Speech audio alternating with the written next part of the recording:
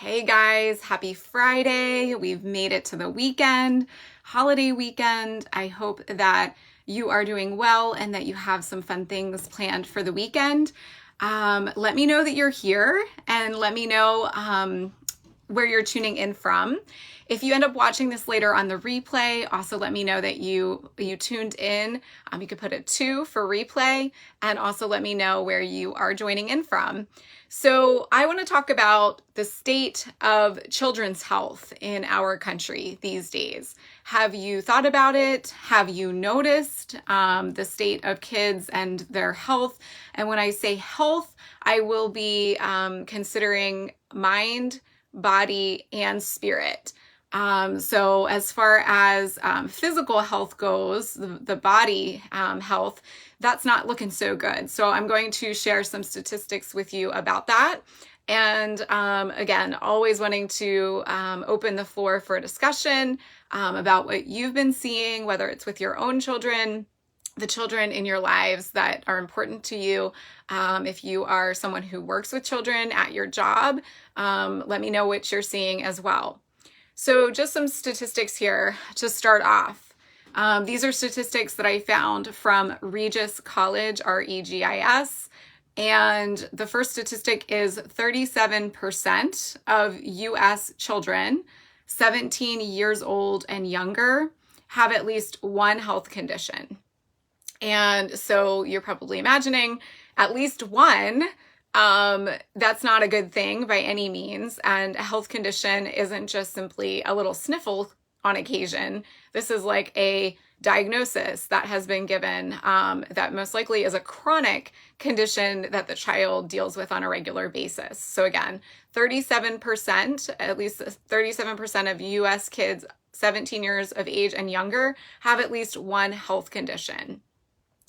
And these statistics, I believe, are, of course, prior to everything that we've been experiencing regarding the pandemic and everything else that goes along with that. So keep that in mind as well. The second statistic, 40% of kids say that their health issues impact their daily activities at least some of the time.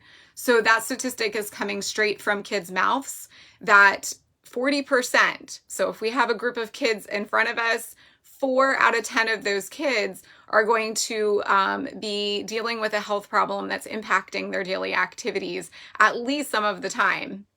Pretty sad to me.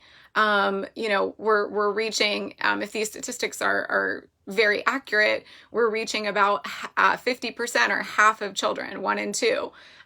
So some of the most common health issues impacting children these days: allergies, asthma, anxiety, genetic disorders, which I'd like to add being exacerbated by environmental challenges, environmental factors that only make health issues way worse, depression, and autism. If you've listened to me speak before, you know my passion for autism. And in my 14 years as a speech therapist, I have only seen more and more children being affected and with more extreme degrees of autism. So, for example, where, speech therapists like myself may have seen kids in the past who may have had some social deficits, difficulty interacting with other people, being a little bit like quirky and maybe not understanding people's body language, like that kind of example. We tend to see a lot more children these days who are not speaking, who parents will report that they stop speaking around the age of 2.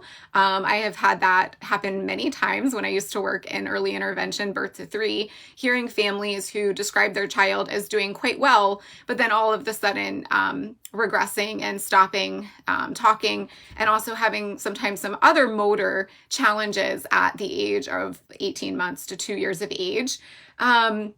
So autism is a big one. The rates are extremely high, and if you look it up, you'll see the huge explosion in numbers over the years. Some people will argue that they think it's just because of more accurate identification.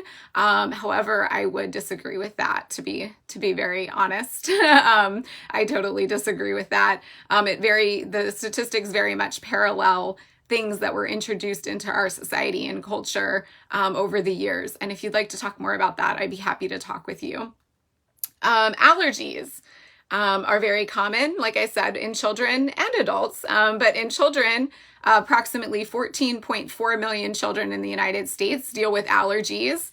And that's about 20% of children, 1 in 5 kids dealing with allergies under the age of or 17 years of age and younger.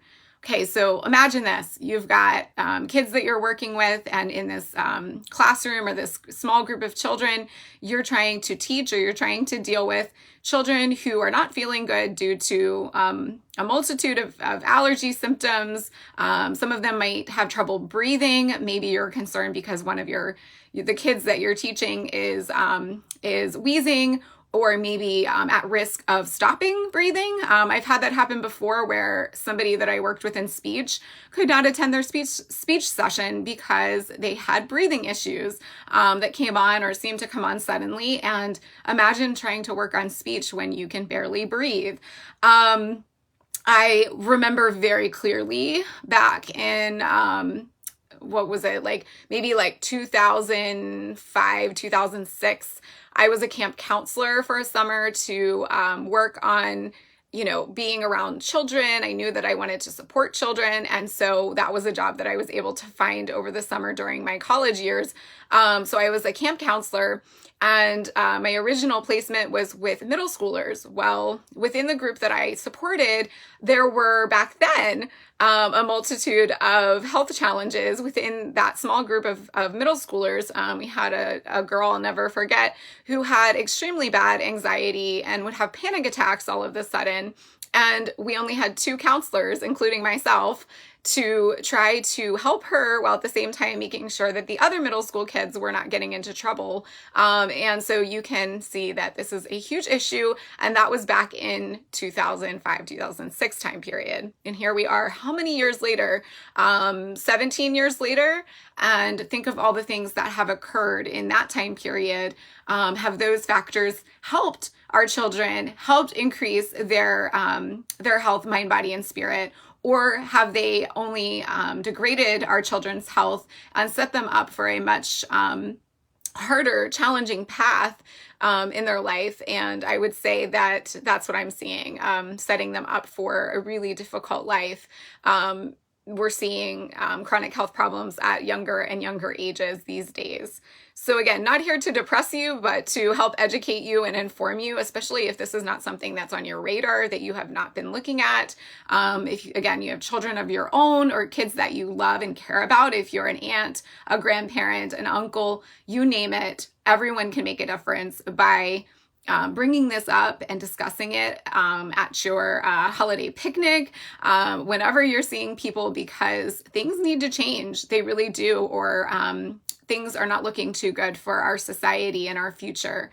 So let's see here. 52% of kids spend 1 to 4 hours using computers, cell phones, or other handheld devices each day. Let me say that again. 52%. Over half of American kids spend at least 1 to 4 hours using computers, cell phones, or other handheld devices. If you have followed what I share, sometimes you know that I've shared about 5G. People don't want to talk about that, or some people don't want to talk about that. The profit that can be made from technology these days and the push for it. But kids and adults are spending so much time on technology these days. And when the pandemic occurred, it brought a lot of people back into their homes, working from home, working from Wi-Fi, and also basically not getting outside very often if they did prior. And so I know a lot of people have struggled with their health as a result, being less active, being more stressed out.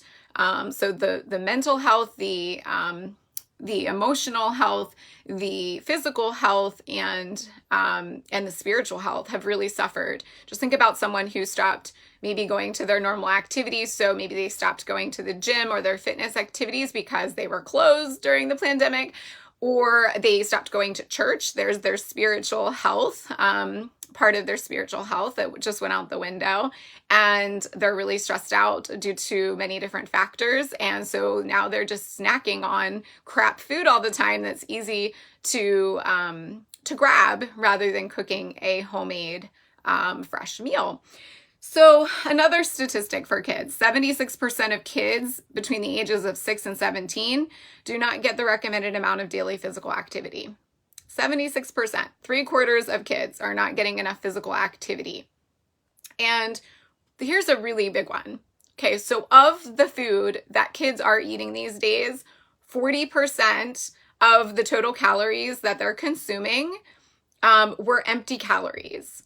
So almost half of what kids are consuming is empty, does not contain any nutritional value whatsoever. And if you wonder why that is, it's because the food is processed and dead food.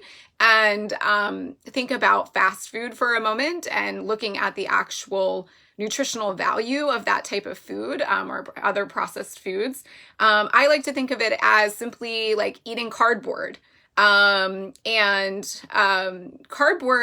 you might actually be getting a little bit of fiber from, unlike some of the other crap food that kids might be eating. So it's really disturbing that kids are, trying to function, trying to learn, trying to maintain a healthy body, mind, and spirit when only getting 60%, perhaps based on those statistics, they're only getting 60% of the calories and nutritional value that they need per day.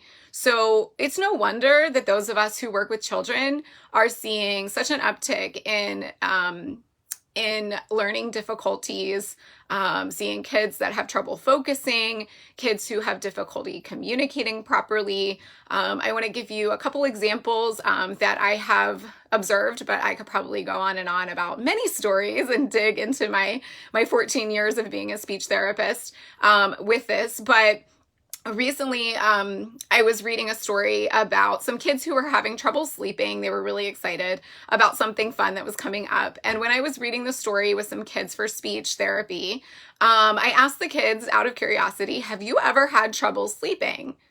Well, unanimously, the kids that I asked were like, oh yeah, like almost all the time. So we're seeing sleep issues in children quite rampant.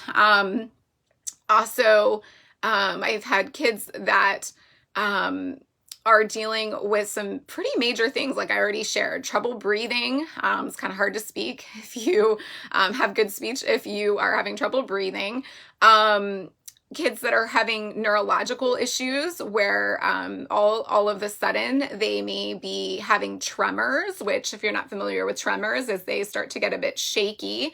Also, there are things where the kids may have trouble when they're speaking and having more of like a tremor-like instance. So when they're talking, they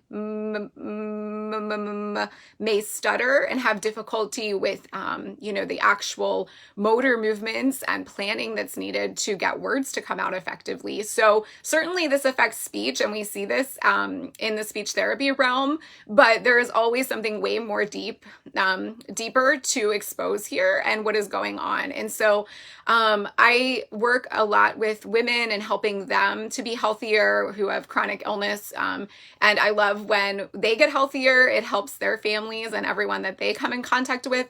But I would also encourage you to consider doing a wellness consult that is focused on your child, your kids, because like I said, we're seeing a huge uptick in problems in children related to many different symptoms, and they need to be addressed. Symptoms are like the alarms in our car that go off for a reason to tell us something isn't right. And what happens if we continue to ignore those signals, those flashing lights on the dashboard, is the problem doesn't go away. The problem usually only gets worse, and it might leave us high and dry on the side of the highway at one point if we don't address them sooner than later. Prevention is key. Thank you guys for tuning in. Like I said, I would love to look at scheduling a consult with you, whether for yourself or for someone in your life who you love and care about, including your kids. And let's, get things off to a better start for before the next school year comes around. Again, in order to learn and grow and be the best version of yourself, you have to have a healthy body. You have to get to the roots of the problem and have a strong, solid foundation of health. All right, take care, guys. Have an amazing weekend.